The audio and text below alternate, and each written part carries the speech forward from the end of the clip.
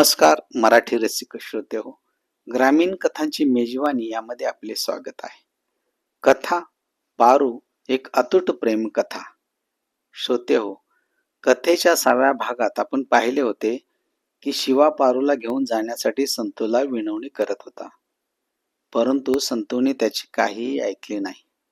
उलट संतूच्या काही लोकांनी शिवाला मरेपर्यंत मारले होते.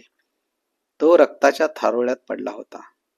त्याचे पुढे काय झाले हे जाणण्यासाठी आता ऐकूया पारू एक अतूट प्रेम कथा या कथेचा 7वा व शेवटचा भाग. शिवाच्या किंकाळीने पारू धावतच शिवाजवळ गेली आणि निपचित पडलेल्या शिवाला पाहून तिने हंबरडाच फोडला.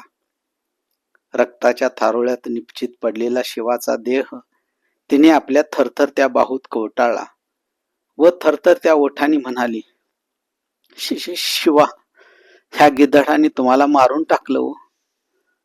ज्याचा जीव तुम्ही वाचवला त्याच्यासाठी तुमचा जीव घेतला त्याने. म्या तवाच मेली असती तर बरी झाली असती. तुम्ही तर वाचला असता.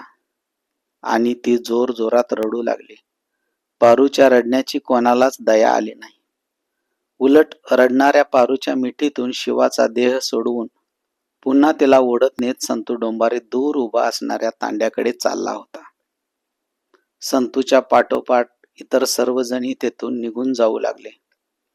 एका सामानाच्या बैलगाडीत पारूला जबरदस्ती बसवून संतू डोंबाऱ्याचा तांडा काहीच झालं नाही अशा आविर्भावात दुसऱ्या गावाकडे चालू लागला व पारू आपल्या अस्वांची मोती रस्त्यावर सांडत सुन्न मनाने कोपऱ्यात बसून राहिली.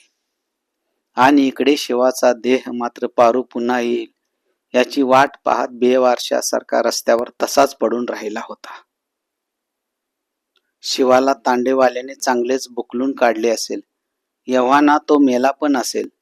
शिवाची चांगलीच जिरली असेल आणि तेच पाहण्यासाठी बजरंगा आपल्या फटफटीवरून तेथे आला. संतू डोंबाऱ्याचा तांडा अगदी दूरवर निघून गेला होता. बजरंगाने दुरूनच पाहिले की आपला दुश्मन शिवा रस्त्यात आडवा होऊन पडला आहे. बजरंगा मनोमन सुखावला. हळूहळू त्याची फटफटी शिवाच्या निपचित पडलेल्या शरीराजवळ येऊन उभी राहिली. त्याने शिवाच्या शरीराकडे तुच्छतेने पाहिले. शिवाच्या शरीराभोवती रक्ताचा अक्षरशः सडा पडला होता. आजूबाजूला तुटलेल्या काठ्यांचा ढीग लागला होता. शिवाच्या चपला इकडे तिकडे पडल्या होत्या. शर्टाची एक बाही तुटून बाजूलाच एका झुडपात अडकून वाऱ्याबरोबर उडत होती. पारूच्या काकणांच्या फुटलेल्या काचा इकडे तिकडे विखुरल्या होत्या. बजरंगाची बेरकी नजर सगळ्या परिस्थितीचे अवलोकन करत करत शेवटी शिवाच्या चेहऱ्यावर स्थिरावली. आणि का कुणास ठाऊक, पण शिवाचा तो निरागस व निष्पाप चेहरा पाहताच त्याच्या निष्ठुर मनात थोडीशी कालवाकालव झाली. तो 2 पावले पुढे येऊन शिवाच्या आडव्या झालेल्या देहाजवळ येऊन बसला व उगीच तो शिवाच्या चेहऱ्याकडे पाहत राहिला. जणू काय शिवाचा तो निश्चेष्ट देह त्याला विचारत होता की, बजरंगा, माझा जीव घेऊन तुझ्या जीवाला मिळाली का रे शांती? अरे आम्ही काय बिघडावलं होतं तुझं? मला मारून आणि आमची ताटातूट करून काय मिळवलंच तू गड्या? बघ जरा माझ्याकडं. म्या तुला पापी दिसतोय? नाही रे गड्या, म्या आणि माझ्या पारूनं कुठलं बी पाप केलं नाही. पर तुम्ही मातूर आमची ताटातूट करून लय पाप केले सा. बजरंगा बराच वेळ शिवाच्या त्या निपचित पडलेल्या देहाकडे पाहत होता. न कळत त्याने शिवाच्या शरीराला हलवून पाहिले. त्याच्या नाकाजवळ आपला हात नेऊन श्वास चालतोय का नाही ते पाहिले. शिवाच्या निपचित पडलेल्या शरीराची बारीक हालचाल बजरंगाला जाणवली.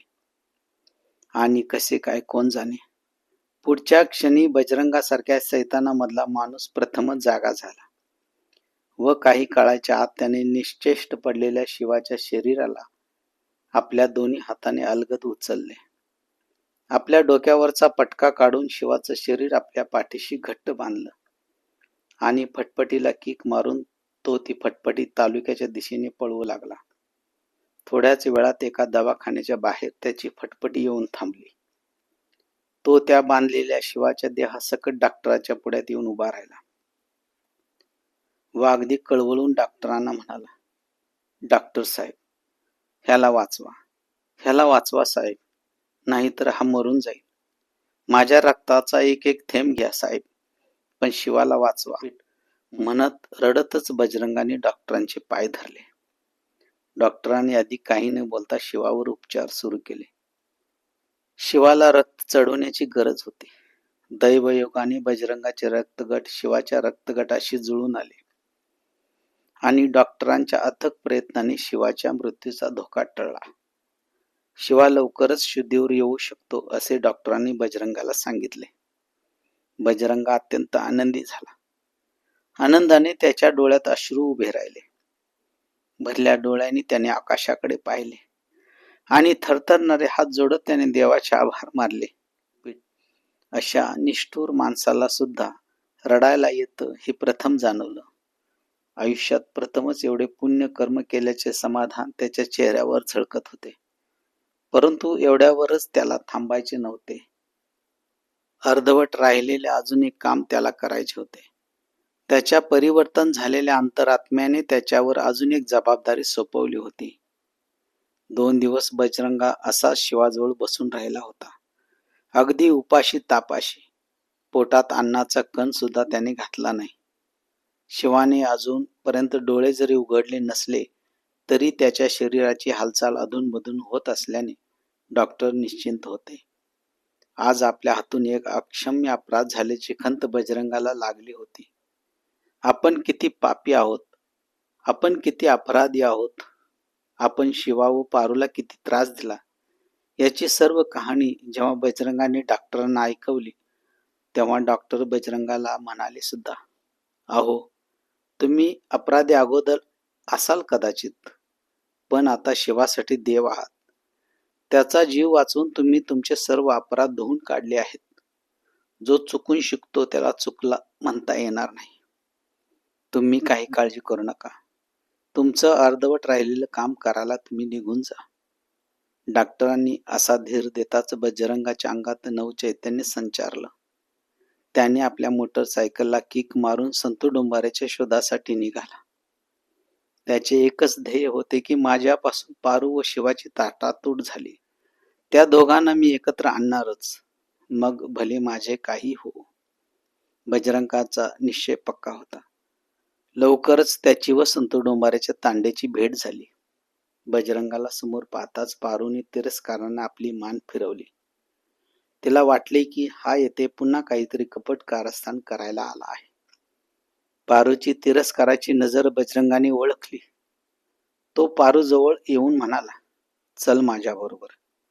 शिवा तुझी तिकडे वाट बघत आहे. मला तुझा कावा बरोबर कळतोय बजरंगा. माझ्या शिवाला तुम्ही समध्याने मिळून मारून टाकलं. जीव जाऊस तर तुम्ही मारलं माझ्या शिवाला. आता कुठला शिवा माझी वाट बघतोय? होय, मी बी त्याला भेटायला जाणारच आहे, पण इथं नाही र, वर आबाळात. पारू डोळ्यात आसवे आणून म्हणाली, होय पारू, तुझं बरोबरच आहे, पण आता माझ्यावर विश्वास ठेव. मी अगोदरचा बजरंगा नाही. खरंच शिवा तुझी तिकडे दवाखान्यात वाट बघतोय. तो जिवंत आहे पारू. तुझं पण म्हणणं बरोबर आहे. तो तरी कसा माझ्यावर विश्वास ठेवणार? कारण एवढं सगळं जे काही घडलं ते माझ्यामुळेच ना. पण एवढं मात्र खरं आहे की जर तू आता शिवाला दिसली नाहीस तर तो खरंच मरून जाईल. म्हणून म्हणतोय, चल माझ्या बरोबर. बजरंग अगदी काकुळतीला येऊन म्हणाला. बजरंगाचा तो बदललेला स्वभाव पारूला जाणवू लागला होता. आणि म्हणूनच की काय, आहे त्या कपड्यांनिशी पारू सुद्धा त्याच्याबरोबर जाण्यासाठी निघाली. तेवढ्यात संतू डोंबारी पटकन बजरंगाच्या वाटेवर आडवा येऊन म्हणाला, आता तुला चरीबी आली होय बजरंग्या? कुठं घेऊन चाललास तिला? सोड म्हणतोय की. पण संतूच्या गुरकावण्याला बजरंगा भीक घालणारा नव्हता. तेथे जवळच पडलेली एक मोठी काठी त्याने उचलली व जमलेल्या तांड्याला उद्देशून रागारागाने म्हणाला, कोणाची हिंमत असेल तर मला अडवून दाखवा. एकाला एका रट्यातच नाही लोळवलं तर नावचा बजरंगा नाही. बजरंगाचा तो रुद्रावतार पाहून सर्वजण जागीच थबकले. त्याने पारूला आपल्या फटफटीवर बसवून तो सुसाट वेगाने माघारी परतला. थोड्याच वेळात त्याची मोटारसायकल शिवा ज्या दवाखान्यात ऍडमिट होता त्या दवाखान्याच्या बाहेर थांबली. पारू दवाखान्यात दाखल झाली. दवाखान्यातल्या कॉटवर डोळे बंद करून शिवा शांत झोपला होता. परंतु त्याच्या बंद डोळ्यातून ओघळणारी 2 आसवे त्याच्या कानाजवळ येऊन थांबली होती. आणि अचानक शिवाने डोळे उघडले. समोर त्याला त्याची पारू दिसली. त्याचा चेहरा आनंदला. ते थांबलेले अश्रू डोळ्यातून पुन्हा ओघळू लागले. त्याने रडत रडतच पारूला जवळ घेण्यासाठी आपले बाहू पसरले आणि एखाद्या वेलीप्रमाणे पारू शिवाच्या बाहुपाशात विसावली. त्यांचं ते पुनर्मिलन पाहून बजरंगासह डॉक्टरांच्या डोळ्यातून सुद्धा आसवे ओघळू लागले. पारू व शिवाची भेट घडवून बजरंगासारख्या निर्दयी माणसाने सुद्धा माणसातली माणुसकी दाखवली होती. श्रोतेहो, कशी वाटली कथा? कथा आवडली असेल तर कथेला लाईक करा, कमेंट्स करा, शेअर करा आणि अशाच खुमासदार कथांचा आस्वाद घेण्यासाठी माझ्या चॅनलला सबस्क्राईब देखील करायला विसरू नका.